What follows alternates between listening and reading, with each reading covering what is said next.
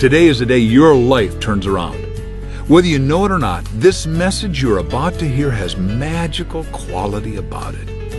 It seems that everyone who's heard it has had something profound happen in his or her life, something great.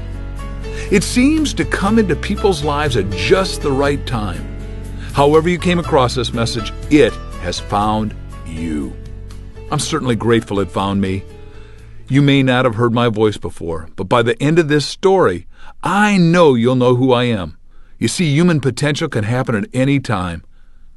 I can just give you my experience and hope it's something that you can hook on to. Many years ago, I was in a desperate situation. All of a sudden, everything I believed in, I thought was false.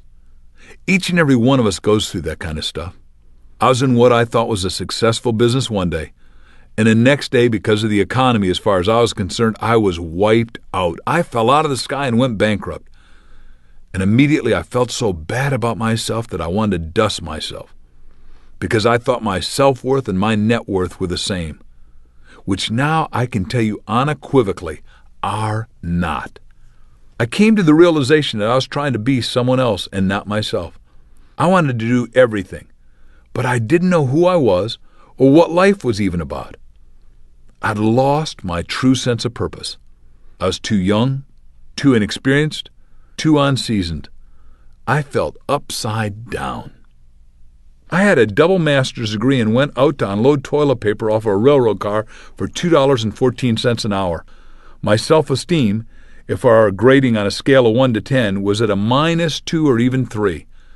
It was just a short time after working there that I remembered a very special message I once heard that had just wowed my soul. I searched desperately for the cassette that a friend had once given me. Matter of fact, it is the same message you're going to hear shortly.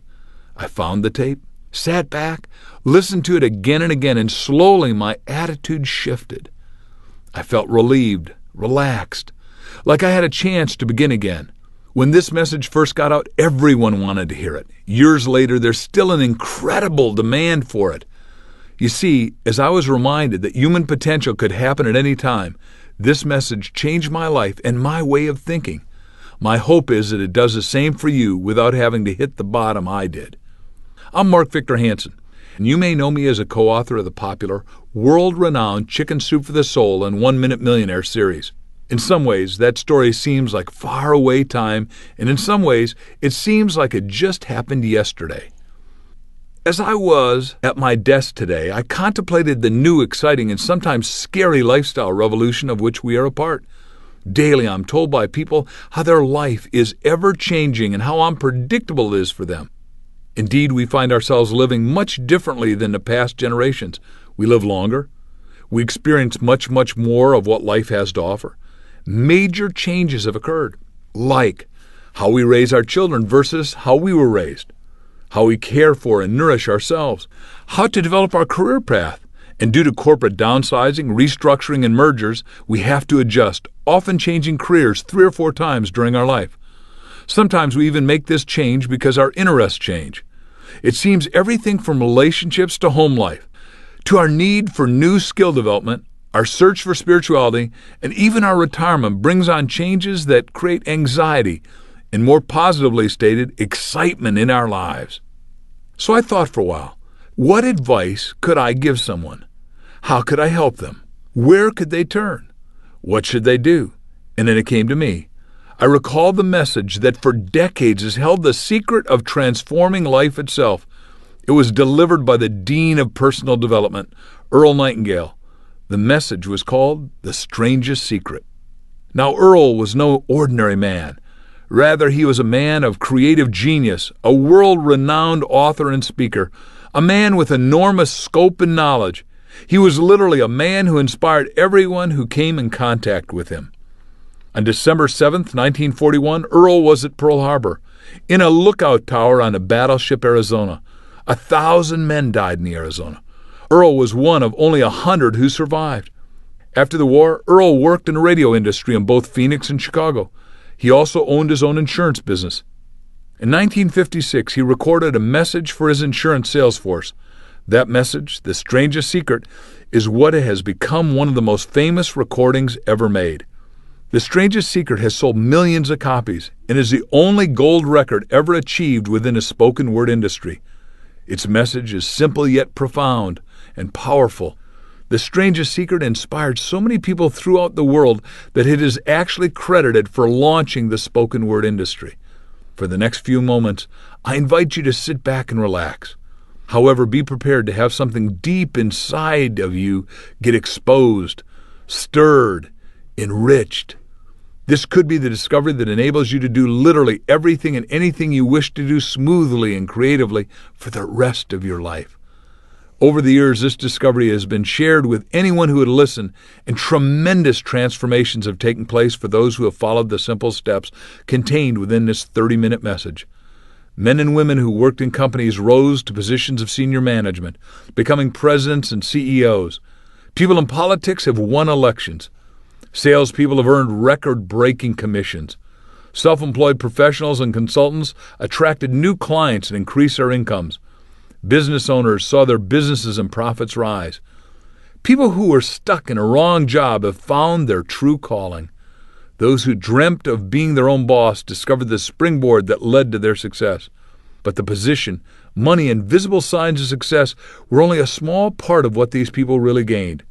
Now you will make alike discoveries as Earl Nightingale uncovers the strangest secret in the world for you too. His message is as valuable and pertinent today as it has ever been. For all of you who follow it, be prepared to leap to the top, and we'll see you there. Now here is my friend, Earl Nightingale. I'd like to tell you about the strangest secret in the world. Some years ago, the late Nobel Prize-winning Dr. Albert Schweitzer was being interviewed in London, and a reporter asked him, "Doctor, what's wrong with men today?" And the great doctor was silent a moment, and then he said, "Men simply don't think." It's about this that I want to talk with you. We live today in a golden age. This is an era that man has looked forward to, dreamed of, and worked toward for thousands of years. But since it's here, we pretty well take it for granted. We in America are particularly fortunate to live in the richest land that ever existed on the face of the earth, a land of abundant opportunity for everyone. But do you know what happens? Well, let's take 100 men who start even at the age of 25. Do you have any idea what will happen to those men by the time they're 65?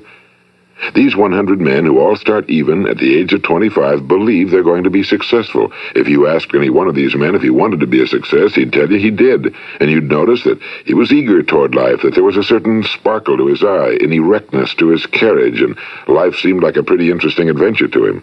But by the time they're 65, 1 will be rich. 4 will be financially independent. 5 will still be working. 54 will be broke. Now think a moment. Out of the 100, only 5 make the grade. Now why do so many fail?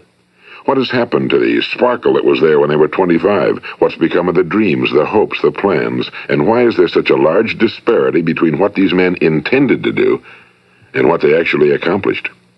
When we say about 5% achieve success, we have to define success. And here's the best definition I've ever been able to find. Success is the progressive realization of a worthy ideal. If a man is working toward a predetermined goal and knows where he's going, that man is a success. If he's not doing that, he's a failure. Success is the progressive realization of a worthy ideal. Rollo May, the distinguished psychiatrist, wrote a wonderful book called Man's Search for Himself. And in this book he says, the opposite of courage in our society is not cowardice. It is conformity. And there you have the trouble today. It's conformity, people acting like everyone else without knowing why, without knowing where they're going. Now think of it. In America right now, there are over 18 million people 65 years of age and older. And most of them are broke. They're dependent on someone else for life's necessities. Now, we learn to read by the time we're 7. We learn to make a living by the time we're 25. Usually by that time, we're not only making a living, we're supporting a family. And yet by the time we're 65, we haven't learned how to become financially independent in the richest land that has ever been known. Why? We conform. And the trouble is that we're acting like the wrong percentage group, the 95 who don't succeed. Now, why do these people conform? Well, they really don't know. These people believe that their lives are shaped by circumstances, by things that happen to them, by exterior forces. They're outer-directed people. A survey was made one time that covered a lot of men, working men, and these men were asked, "Why do you work? Why do you get up in the morning?" 19 out of 20 had no idea. If you ask them, they'll say, well, everyone goes to work in the morning, and that's the reason they do it, because everyone else is doing it. Now let's get back to our definition of success. Who succeeds? The only person who succeeds is the person who is progressively realizing a worthy ideal. He's the person who says, I'm going to become this, and then begins to work toward that goal. I'll tell you who the successful people are. A success is the school teacher who's teaching school because that's what he or she wants to do. The success is the woman who's a wife and mother because she wanted to become a wife and mother and is doing a good job of it. The success is the man who runs the corner gas station because that was his dream. That's what he wanted to do. The success is the successful salesman who wants to become a top-notch salesman and grow and build with his organization. A success is anyone who is doing deliberately a predetermined job because that's what he decided to do deliberately. But only 1 out of 20 does that. That's why today there isn't really any competition unless we make it for ourselves. Instead of competing, all we have to do is create. You know, for 20 years, I looked for the key which would determine what would happen to a human being. Was there a key I wanted to know which would make the future a promise that we could foretell to a large extent? Was there a key that would guarantee a person's becoming successful if he only knew about it and knew how to use it? Well, there is such a key, and I've found it. Have you ever wondered why so many men work so hard and honestly without ever achieving anything in particular, and others don't seem to work hard and yet seem to get everything? They seem to have the magic touch. You've heard them say that about someone. Everything he touches turns to gold. And have you ever noticed that a man who becomes successful tends to continue to become successful? And on the other hand, have you noticed how a man who's a failure tends to continue to fail? Well, it's because of goals. Some of us have goals, some don't. People with goals succeed because they know where they're going. It's that simple. Think of a ship leaving a harbor, and think of it with the complete voyage mapped out and planned. The captain and crew know exactly where it's going and how long it'll take. It has a definite goal. Now, 9,999 times out of 10,000, it will get to where it started out to get. Now, let's take another ship, just like the first, only let's not put a crew on it or a captain at the helm. Let's give it no aiming point, no goal, no destination. We just start the engines and let it go. I think you'll agree with me that if it gets out of the harbor at all, it will either sink or wind up on some deserted beach, a derelict. It can't go anyplace because it has no destination and no guidance, and it's the same with a human being. Take the salesman, for example. There's no other person in the world today with the future of a good salesman. Selling is the world's highest paid profession, if we're good at it and if we know where we're going. Every company needs top-notch salesmen, and they reward those men. The sky's the limit for them. But how many can you find? Someone once said the human race is fixed, not to prevent the strong from winning, but to prevent the weak from losing. The American economy today can be likened to a convoy in time of war. The entire economy is slowed down to protect its weakest link, just as the convoy had to go at the speed that would permit its slowest vessel to remain in formation. That's why it's so easy to make a living today. It takes no particular brains or talent to make a living and support a family today. So we have a plateau of so-called security, if that's what a person's looking for. But we do have to decide how high above this plateau we want to aim. Now let's get back to the strangest secret in the world, the story that I wanted to tell you today. Why do men with goals succeed in life and men without them fail? Well, let me tell you something which, if you really understand it, will alter your life immediately. If you understand completely what I'm going to tell you from this moment on, your life will never be the same again. You'll suddenly find that good luck just seems to be attracted to you. The things you want just seem to fall in line, and from now on you won't have the problems, the worries, the gnawing lump of anxiety that perhaps you've experienced before. Doubt, fear, well, they'll be things of the past. Here's the key to success and the key to failure. We become what we think about. Now let me say that again. We become what we think about. Throughout all history, the great wise men and teachers, philosophers and prophets have disagreed with one another on many different things. It's only on this one point that they are in complete and unanimous agreement. Listen to what Marcus Aurelius, the great Roman emperor, said. A man's life is what his thoughts make of it. Disraeli said this, "Everything comes if a man will only wait. I've brought myself by long meditation to the conviction that a human being with a settled purpose must accomplish it, and that nothing can resist a will that will stake even existence for its fulfillment." Ralph Waldo Emerson said this, "A man is what he thinks about all day long." William James said, "The greatest discovery of my generation is that human beings can alter their lives by altering their attitudes of mind." And he also said, "We need only in cold blood act as if the thing in question were real, and it will become infallibly real by growing into such a connection with our life that it will become real. It will become so knit with habit and emotion that our interest in it will be those which characterize belief." And he also said, "If you only care enough for a result, you will almost certainly attain it. If you wish to be rich, you will be rich. If you wish to be learned, you will be learned. If you wish to be good, you will be good. Only you must then really wish these things, and wish them exclusively, and not wish at the same time 100 other incompatible things just as strongly." In the Bible, you read in Mark 9:23, "If thou canst believe, all things are possible to him that believeth." My old friend Dr. Norman Vincent Peale put it this way, "This is one of the greatest laws in the universe. Fervently do I wish I had discovered it as a very young man. It dawned upon me much later in life, and I found it to be one of the greatest, if not my greatest discovery outside of my relationship to God. The great law, briefly and simply stated, is that if you think in negative terms, you will get negative results. If you think in positive terms, you will achieve positive results. That is the simple fact," he went on to say, "which is at the basis of an astonishing law of prosperity and success. In 3 words, believe and succeed." William Shakespeare put it this way, "Our doubts are traitors and make us lose the good we oft might win by fearing to attempt."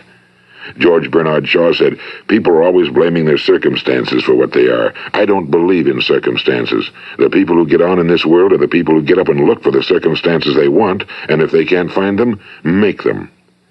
Well, it's pretty apparent, isn't it?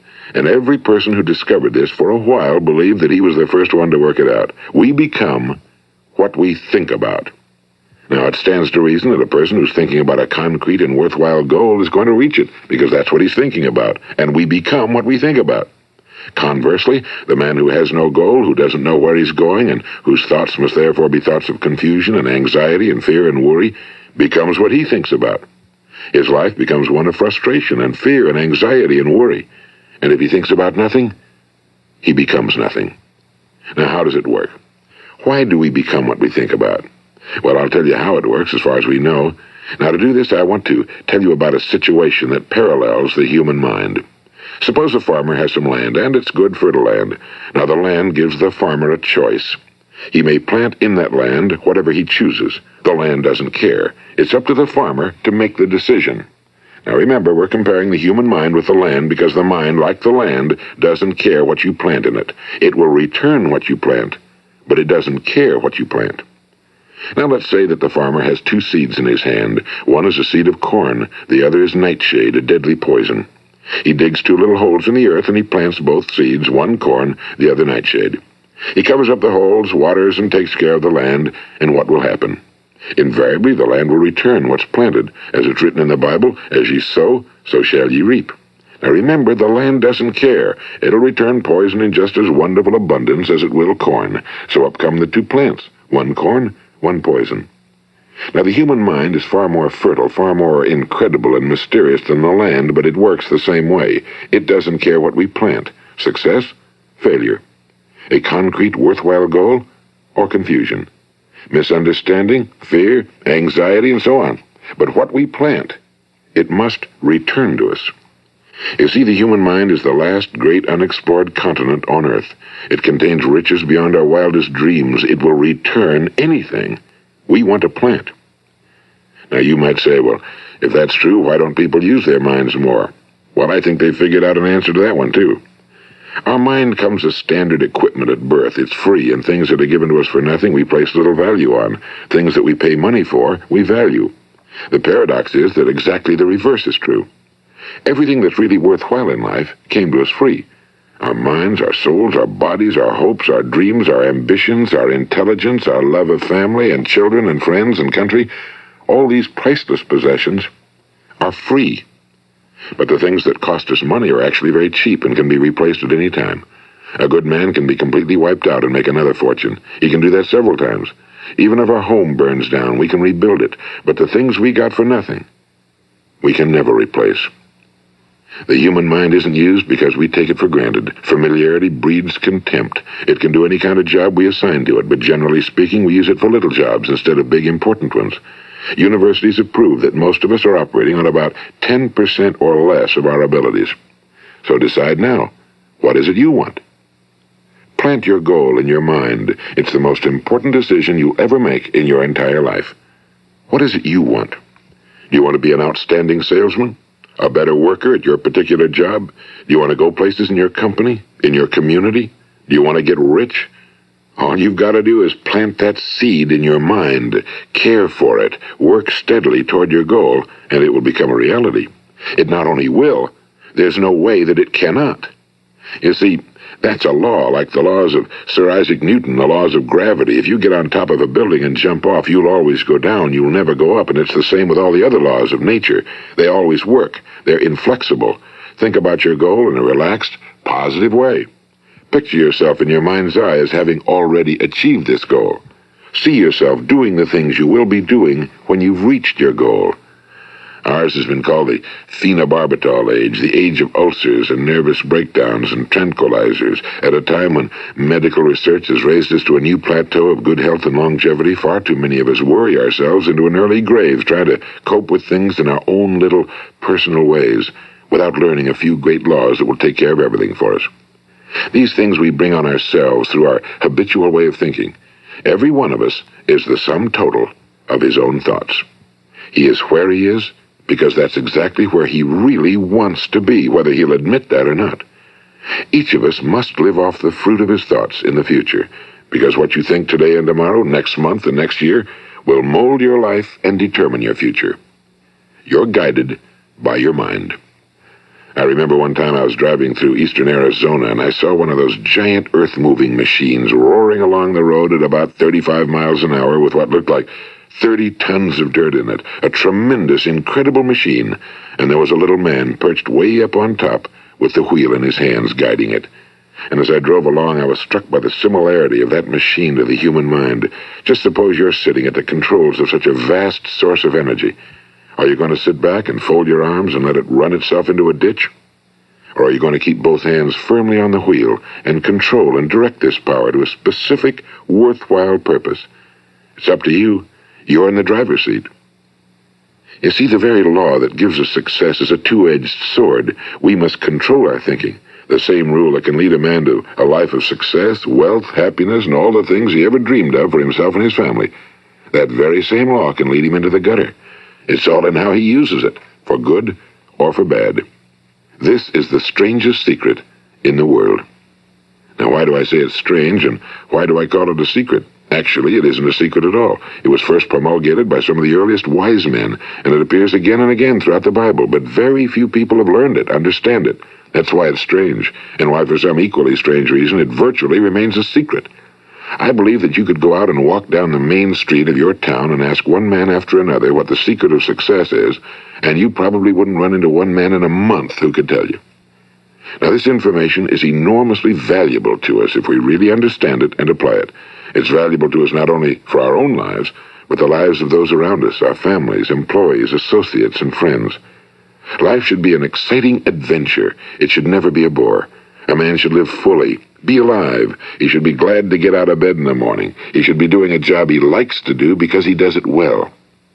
One time I heard Grove Patterson, the great late editor-in-chief of the Toledo Daily Blade, make a speech, and as he concluded his speech, he said something I've never forgotten. He said, "My years in the newspaper business have convinced me of several things. Among them, that people are basically good, and that we came from someplace, and we're going someplace. So we should make our time here an exciting adventure. The architect of the universe didn't build a stairway leading nowhere." And the greatest teacher of all, the carpenter from the plains of Galilee, gave us the secret time and time again. As ye believe, so shall it be done unto you. I've explained the strangest secret in the world and how it works. Now, on this side, I want to explain how you can prove to yourself the enormous returns possible in your own life by putting this secret to a practical test. I want you to make a test that will last 30 days. It isn't going to be easy, but if you'll give it a good try, it will completely change your life for the better. Now, back in the 17th century, Sir Isaac Newton, the English mathematician and natural philosopher, gave us some natural laws of physics which apply as much to human beings as they do to the movement of bodies in the universe. And one of these laws is that for every action, there is an equal and opposite reaction. Simply stated, as it applies to you and me, it means we can achieve nothing without paying the price. The results of your 30-day experiment will be in direct proportion to the effort you put forth. To be a doctor, you must pay the price of long years of difficult study. To be successful in selling, and remember that each of us succeeds to the extent of his ability to sell. Selling our families on our ideas, selling education in schools, selling our children on the advantages of living the good and honest life, selling our associates and employees on the importance of being exceptional people. To, of course, the profession of selling itself. But to be successful in selling our way to the good life, we must be willing to pay the price. Now, what is that price? Well, it's many things. First, it's understanding emotionally, as well as intellectually, that we literally become what we think about, that we must control our thoughts if we're to control our lives. It's understanding fully that as ye sow, so shall ye reap. Second, it's cutting away all fetters from the mind and permitting it to soar as it was divinely designed to do. It's the realization that your limitations are self-imposed and that the opportunities for you today are enormous beyond belief. It's rising above narrow-minded pettiness and prejudice.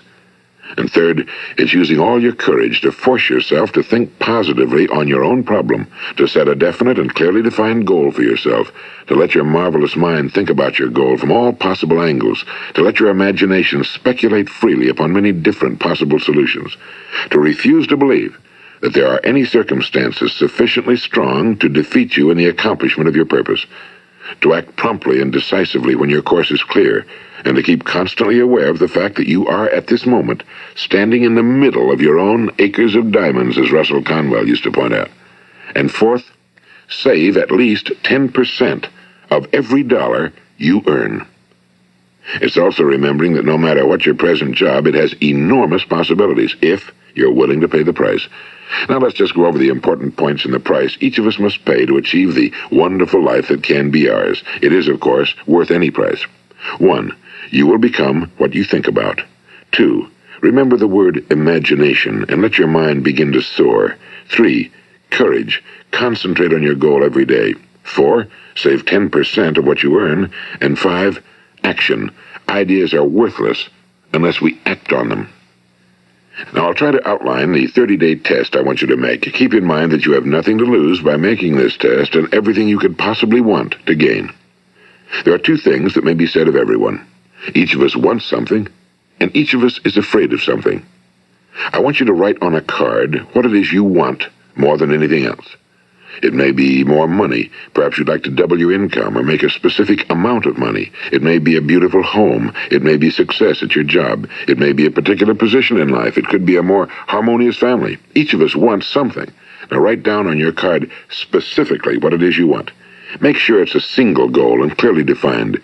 You needn't show it to anyone, but carry it with you so that you can look at it several times a day. Think about it in a cheerful, relaxed, positive way each morning when you get up, and immediately you have something to work for, something to get out of bed for, something to live for. Look at it every chance you get during the day and just before going to bed at night. And as you look at it, remember that you must become what you think about, and since you're thinking about your goal, you realize that soon it will be yours. In fact, it's yours really the moment you write it down and begin to think about it. Look at the abundance all around you as you go about your daily business. You have as much right to this abundance as any other living creature. It's yours for the asking. Now we come to the difficult part. Difficult because it means the formation of what is probably a brand new habit, and new habits are not easily formed. Once formed, however, it will follow you for the rest of your life. Stop thinking about what it is you fear. Each time a fearful or negative thought comes into your consciousness, replace it with a mental picture of your positive and worthwhile goal. And there'll come times when you'll feel like giving up. It's easier for a human being to think negatively than positively. That's why only 5% are successful. You must begin now to place yourself in that group.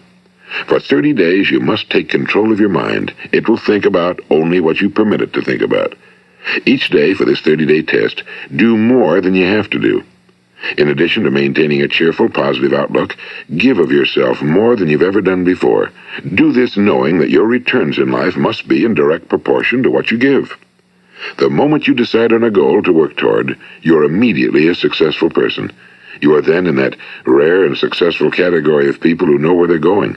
Out of every 100 people, you belong to the top 5. Don't concern yourself too much with how you're going to achieve your goal. Leave that completely to a power greater than yourself. All you have to do is know where you're going. The answers will come to you of their own accord and at the right time. Remember these words from the Sermon on the Mount, and remember them well. Keep them constantly before you this month of your test. Ask, and it shall be given you.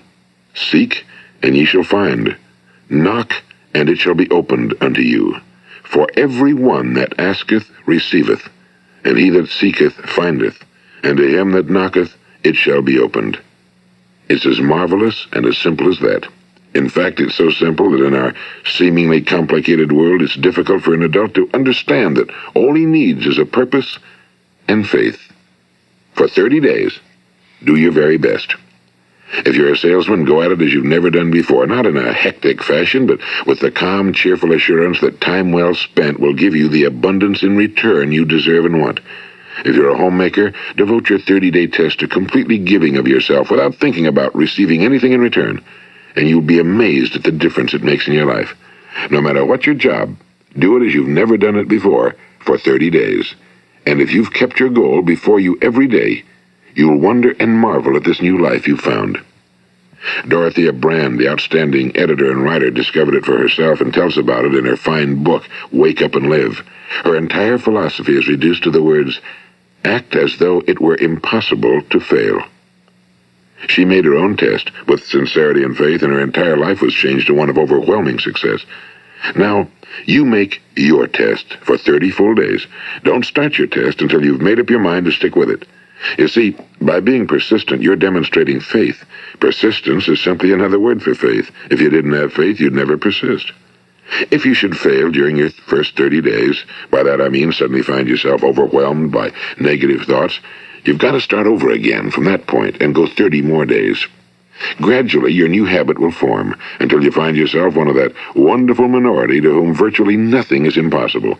And don't forget the card. It's vitally important as you begin this new way of living. On one side of the card, write your goal, whatever it may be. On the other side, write the words we've quoted from the Sermon on the Mount. Ask, and it shall be given you. Seek, and ye shall find. Knock, and it shall be opened unto you. Nothing great was ever accomplished without inspiration. See that during these crucial first 30 days, your own inspiration is kept at a peak. And above all, don't worry. Worry brings fear, and fear is crippling. The only thing that can cause you to worry during your test is trying to do it all yourself. Know that all you have to do is hold your goal before you. Everything else will take care of itself. Remember also to keep calm and cheerful. Don't let petty things annoy you and get you off course. Now, since making this test is difficult, some will say, why should I bother? Well, look at the alternative. No one wants to be a failure. No one really wants to be a mediocre individual. No one wants a life constantly filled with worry and fear and frustration. Therefore, remember that you must reap that which you sow. If you sow negative thoughts, your life will be filled with negative things. If you sow positive thoughts, your life will be cheerful, successful, and positive. Now, gradually, you will have a tendency to forget what you've heard on this recording. Play it often. Keep reminding yourself of what you must do to form this new habit. Gather your whole family around at regular intervals and listen to what's been said here. You know, most men will tell you that they want to make money without understanding the law. The only people who make money work in a mint. The rest of us must earn money. This is what causes those who keep looking for something for nothing or a free ride to fail in life. The only way to earn money is by providing people with services or products which are needed and useful. We exchange our time and our product or service for the other man's money. Therefore, the law is that our financial return will be in direct proportion to our service. Now, success is not the result of making money. Making money is the result of success, and success is in direct proportion to our service. Most people have this law backwards. They believe that you're successful if you earn a lot of money. The truth is that you can only earn money after you're successful. It's like the story of the man who sat in front of the stove and said to it, "Give me heat, and then I'll add the wood." How many men and women do you know, or do you suppose there are today, who take the same attitude toward life? There are millions. We've got to put the fuel in before we can expect heat. Likewise, we've got to be of service first before we can expect money. Don't concern yourself with the money. Be of service, build, work, dream, create. Do this and you'll find there's no limit to the prosperity and abundance that will come to you. Prosperity, is founded upon a law of mutual exchange. Any person who contributes to prosperity must prosper in turn himself. Sometimes the return will not come from those you serve, but it must come to you from someplace, because that's the law. For every action, there is an equal and opposite reaction. As you go daily through your 30-day test period, remember that your success will always be measured by the quality and quantity of service you render, and money is a yardstick for measuring this service. No man can get rich himself unless he enriches others. Now, there are no exceptions to a law. You can drive down any street in America and from your car estimate the service that's being rendered by the people living on that street. Had you ever thought of this yardstick before? It's interesting. Some, like ministers and priests and other devoted people, measure their returns in the realm of the spiritual, but again, their returns are equal to their service. Once this law is fully understood, any thinking person can tell his own fortune. If he wants more, he must be of more service to those from whom he receives his return. If he wants less, he has only to reduce his service. This is the price you must pay for what you want. If you believe you can enrich yourself by deluding others, you can end only by deluding yourself. It may take some time, but just as surely as you breathe, you'll get back what you put out. Don't ever make the mistake of thinking you can avert this. It's impossible. The prisons and the streets where the lonely walk are filled with people who tried to make new laws just for themselves. We may avoid the laws of man for a while, but there are greater laws that cannot be broken. An outstanding medical doctor recently pointed out 6 steps that will help you realize success. 1. Set yourself a definite goal. 2. Quit running yourself down. 3. Stop thinking of all the reasons why you cannot be successful and instead think of all the reasons why you can. 4. Trace your attitudes back through your childhood and try to discover where you first got the idea you couldn't be successful, if that's the way you've been thinking. 5. Change the image you have of yourself by writing out a description of the person you would like to be. And 6. Act the part of the successful person you have decided to become. The doctor who wrote those words is a noted West Coast psychiatrist, Dr. David Harold Fink. Do what the experts since the dawn of recorded history have told you must do. Pay the price by becoming the person you want to become. It's not nearly as difficult as living unsuccessfully. Make your 30-day test, then repeat it again, and each time it will become more a part of you until you'll wonder how you could ever have lived any other way. Live this new way and the floodgates of abundance will open and pour over you more riches than you may have dreamed existed. Money? Yes, lots of it. But what's more important, you'll have peace. You'll be in that wonderful minority who lead calm, cheerful, successful lives. Start today. You have nothing to lose, but you have a whole life to win. This is Earl Nightingale, and thank you.